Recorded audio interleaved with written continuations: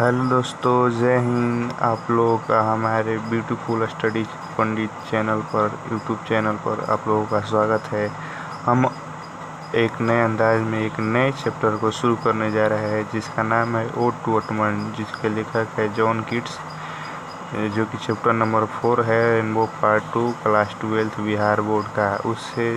उसको पढ़ने से पहले हम लोग कुछ मोटिवेशनल शायरी के बारे में जान लेते हैं। शायरी हम लोग आज करते हैं। आइए, पहला मोटिवेशनल शायरी है। कि जीत की खातिर बस जुनून चाहिए, जिससे उबाल हो ऐसा खून चाहिए। ये आसमान भी आ जाएगा ज़मीन पर, बस इरादों में जीत का गुण चाहिए। यानी कि दोस्तों, जीत के लिए हमें जुनून चाहिए। हमें अगर जीतना है तो हमारे अंदर जुनून होना चाहिए कि नहीं, हमको यह काम, जब तक कि हमको लक्ष्य की प्राप्ति ना हो जाए, हम अपने काम को करते रहेंगे और संघर्ष हमेशा जारी रहेगा जब तक कि सफल ना हो। नींद चैन त्यागो तुम, संघर्ष का मैदान छोड़कर मत भागो तुम। कुछ किए बिना ही जय जयकार नहीं होती, और कोशिश करने वालों की कभी हार नहीं होती। यानी कि अगर हमारे मजबूत इरादे रहेंगे और जुनून रहेंगे तो हम आसानी से हम अपने जीत की ओर बढ़ते जाएंगे। दूसरा है मोटिवेशनल शायरी कि राह संघर्ष की जो चलता है वहीं संसार को बदलता है। जिसने रातों में जंग जीती है, सूर्य बनकर वहीं निकलता है। यानी कि जो संघर्ष की राह चलेगा वही उसी का भाग भी साथ देगा और वह लक्ष्य की प्राप्ति भी करेगा। जिसने रात भर मेहनत की, पढ़ाई की, अपने लक्ष्य की प्राप्ति के लिए, टॉपर बनने के लिए बहुत कोशिश की, वही सूर्य बनकर एक दिन चमक उठता है और अपने भाग्य का उदय करता है।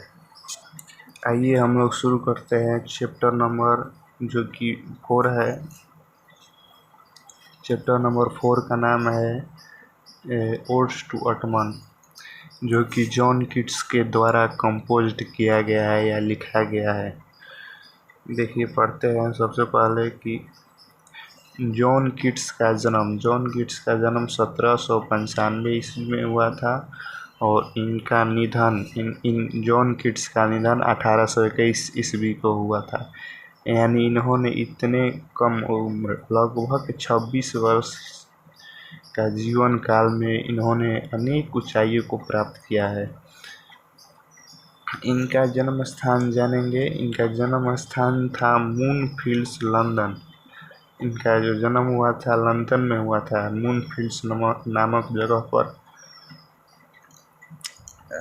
इन्होंने studied at clerk school eight England. इन्होंने शिक्षा प्राप्त की थी क्लर्क स्कूल, जो कि इनफील्ड में है। और अगला पॉइंट देखते हैं, deeply interested in cricket and boxing. Cricket और बॉक्सिंग में गहरी रुचि रखते थे जॉन कीट्स। यानी लेखक भी थे ये, लेकिन और इनको क्रिकेट और बॉक्सिंग में गहरी रुचि थी। और यानी इनको क्रिकेट खेलना पसंद था और बॉक्सिंग भी करना पसंद था। अगला पॉइंट को देखते हैं। अगला पॉइंट कहता है कि various readers of Greek mythology, यानी कि ग्रीक पौराणिक कथाओं के प्रबल पाठक थे। कौन? John Keats. यानी जॉन कीट्स जो ग्रीक माइथोलॉजी में पौराणिक कथाएं होती है, वे इनके बहुत ही अच्छे से अध्ययन करने वाले थे। अगला पॉइंट देखते हैं। अगला पॉइंट कहता है, His ambitions to become a poet was fired by his first acquaintance with Spenser Fairy Queen।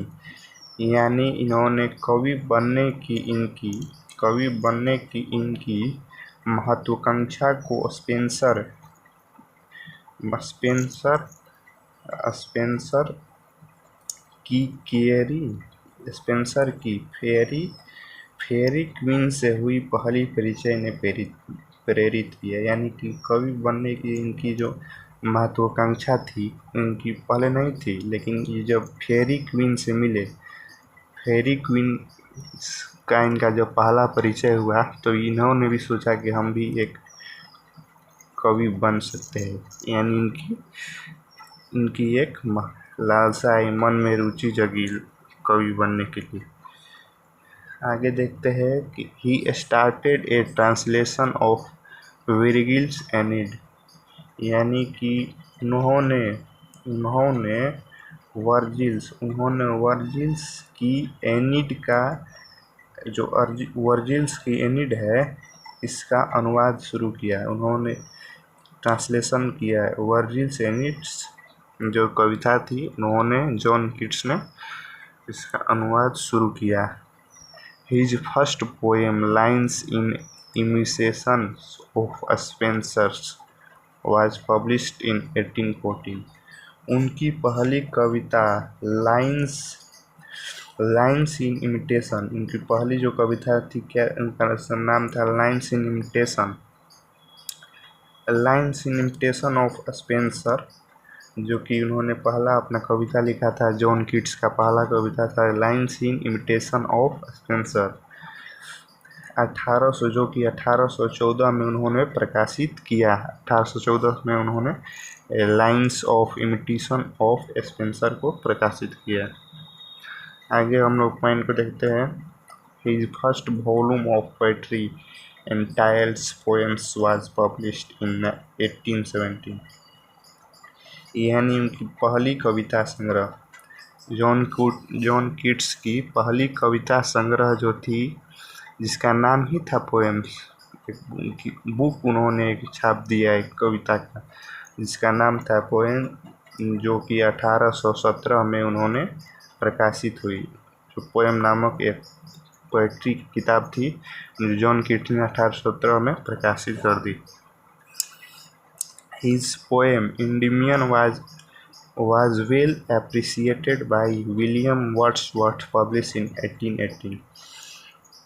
यानी कि उनकी जो कविता थी एंडेमियन जो कविता थी बहुत प्रसिद्ध हुई। उनके कविता लिखी जिसका नाम था एंडेमियन। उनकी कविता एंडेमियन को विलियम वर्ड्सवर्थ ने सराहा और यह 1818 में प्रकाशित हुई। यानी कि विलियम वर्ड्सवर्थ जो कि महान जो कि कवि थे इंग्लैंड के, कौन नहीं जानता है, इंग्लैंड के विश्व के सबसे महान कवियों में आते हैं। तो इनकी एक कविता जो कि लिखा था एंडेमियन, उन्होंने विलियम वर्ड्सवर्थ ने भी इन्हें सराहा कि तुम आगे बढ़ सकते हो, आपका जो कविता है बहुत अच्छा है, आप बहुत ही अच्छा लिख रहे हो, आप इसी तरह लिखिए। एंडेमियन का प्रकाशित सन 1818 में हुआ था। आगे हम लोग देखते हैं his odes on indolence on a Grecian urn to Psyche. यानी कि उनकी अंग्रेजी साहित्य जो थी टू ए नाइटिंगेल ऑन मेलकोनी and odes to autumn made him a great romantic poet of English literature, so did Lamia and हाइपरिन।